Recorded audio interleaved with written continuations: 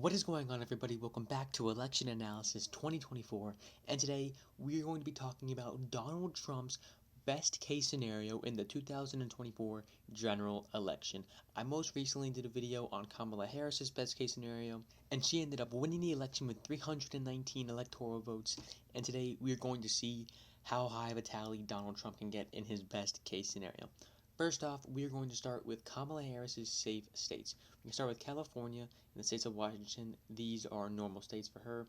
We'll go over here to Vermont, Connecticut. We will skip New Jersey. We'll include Delaware, Massachusetts, Maryland, and the District of Columbia. We can also include New York. Some people say it'll be under 10. I don't think it'll be under 10. Harris is more popular than Joe Biden, and even polling against Joe Biden, Trump really never got it under 10. He got it right near 10, but he will do slightly worse against Kamala Harris than Joe Biden.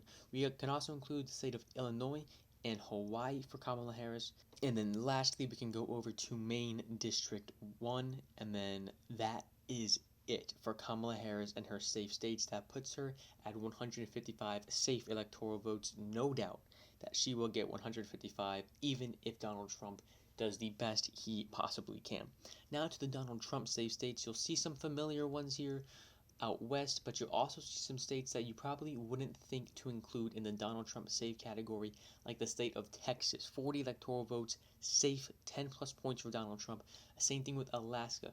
You can also include the states that you'll normally see Donald Trump win by safe margin, but don't hesitate to add Florida in its 30 electoral votes. Donald Trump will win Florida by 10 plus points in his best case scenario, along with South Carolina, Indiana, West Virginia, Ohio, and Iowa. Lastly, we can add Maine District 2 by a safe margin, 10 plus points for Donald Trump, and you will see Donald Trump now has 219 safe electoral votes in his best case scenario. These are states and districts he will carry by 10 plus points, really not competitive at all. Next, what we can do is go to Kamala Harris's likely states. States she'll win by 5 to 10 points. They're not going to be too competitive for anything, but states that will not be by a 10-point margin or more. State of Oregon will be between 5 and 10. You've seen some Hoffman polls bring it closer to 5 and 6, but Donald Trump will not win the state of Oregon. Even in his best case scenario, he'll probably make it 6 points. We can include Colorado, a state that has been trending as far away from the Republicans as possible. Even in Trump's best case scenario, will be a 5 to 7 point state. Next is the state of Rhode Island, and its 4 electoral votes will be 8 to 10 point state for Kamala Harris, but it will still not be in that safe margin for her. And that is it for the likely states for Kamala Harris. Next, we can go to the lean states for Kamala Harris. Yes, we're already going to the lean states for her because she doesn't have too many. First, we'll go to the state of New Mexico, and its 5 electoral votes will be a lean margin for her. Large Latino population. If Donald Trump does his best in his best case scenario, he could get upwards of 45 to 50% of the Latino vote in his best case scenario, which will put New Mexico at a very competitive point, 3 to 5 points. I don't believe he will win it, but it will be pretty close. Next, the state of New Jersey and its 14 electoral votes. You've seen polls showing Donald Trump winning the state of New Jersey. This will not happen, but in his best case scenario, yes, he can make it a 3 to 5 point state. And for Kamala Harris, that is it. For her safe, likely, and lean states, she still has not crossed the 200 mark. Next, we'll get to Donald Trump's likely states, and there are quite a few of them. First, we're going to go to the state of Nevada, a state that has been trending away from the Democrats as of late, a state that Donald Trump has been leading in, a state that in Kamala Harris's best case scenario will win by a lean margin, and Donald Trump's best case scenario will win by a 5 to 7 point margin. Next, the state of North Carolina, 16 electoral votes. Donald Trump can win by 5 to 7 points in his best case scenario. He was averaging 6 to 7 against Joe Biden, averaging just slightly under that versus Kamala Harris.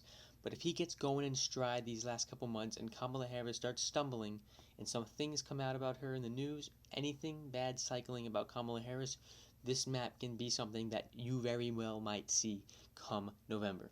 Next likely state, the state of Georgia. 16 electoral votes again can go to Donald Trump by a likely margin if he is able to get upwards of 20 to 25% of that black vote, there is no doubt that in Donald Trump's best case scenario, he can win the state of Georgia by 5 to 7 points and flip it back to the Republican column.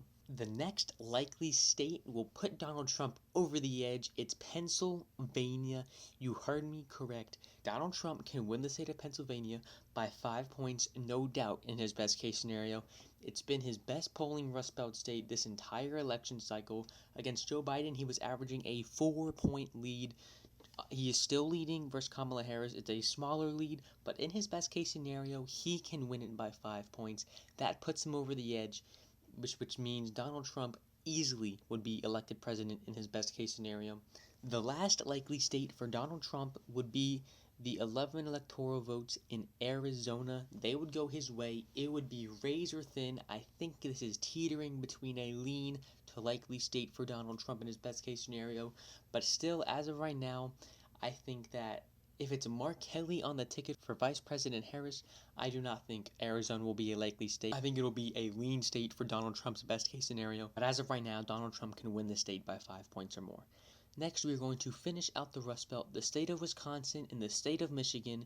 25 electoral votes combined. Donald Trump can win them both by lean margins, 3 to 5 point victories in his best case scenario versus Vice President Harris. He has taken a step back in recent polling due to the initial jump and the initial hype in Kamala Harris's campaign, and overall his lead has dwindled. It is practically tied in these states right now, but I do think that in his best case scenario, he can win them by 3 to 5 points if he gets turnout the way he needs it, if the Republicans get early voting the way they need it, so they're not going into election day down millions of votes. I do think these can be lean margins.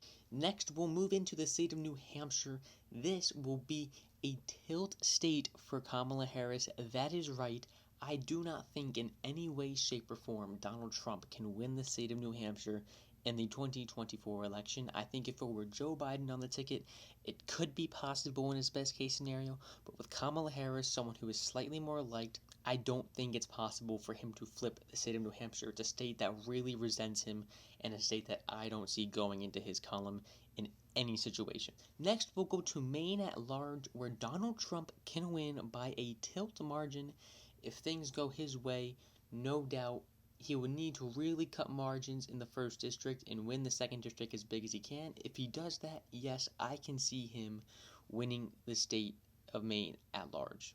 Next, we'll include Nebraska District 2, where Donald Trump can once again win. It'll be by a tilt margin. This is a district that has been really trending away from Republicans, and Donald Trump especially, a district that I don't see going Republican too much in the future, but in Donald Trump's best case scenario, he can definitely flip it back to his column just one more time.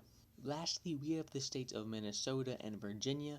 I'll go to Minnesota first. It's a state that he was basically tied with Joe Biden before Joe Biden dropped out. Kamala Harris polling better than Joe Biden. However, I do think that if Donald Trump has a perfect election night and a perfect campaign for the next couple months, and Kamala Harris really starts tripping, really starts fumbling, I do think that in Donald Trump's best case scenario, Minnesota is a tilt red state. You heard me correctly.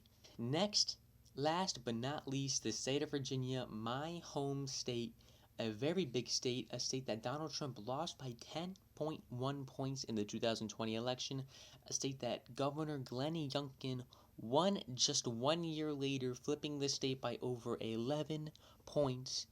This is a state that is going to be no doubt closer this year in this election cycle, and this is a state that Donald Trump can win this election. In his best case scenario, he can win this state by a point or two, just as Glenn Youngkin did. If he campaigns with Youngkin, Youngkin is still liked in this state. I think there is a way in a voter Donald Trump can reach that can get him over the finish line in the state of Virginia. And there you have it, guys. This is Donald Trump's best case scenario as of August 4th, 2024. Less than 100 days to Election Day. He will get 338 to Kamala Harris's mere 200 electoral votes. This would be a tremendous win for Donald Trump and the Republicans, and this is the map they are going to aim for in their best case scenario. Thank you guys so much for watching this video. If you enjoyed, please make sure to like and subscribe down below, and I will see you guys in the next one. Peace.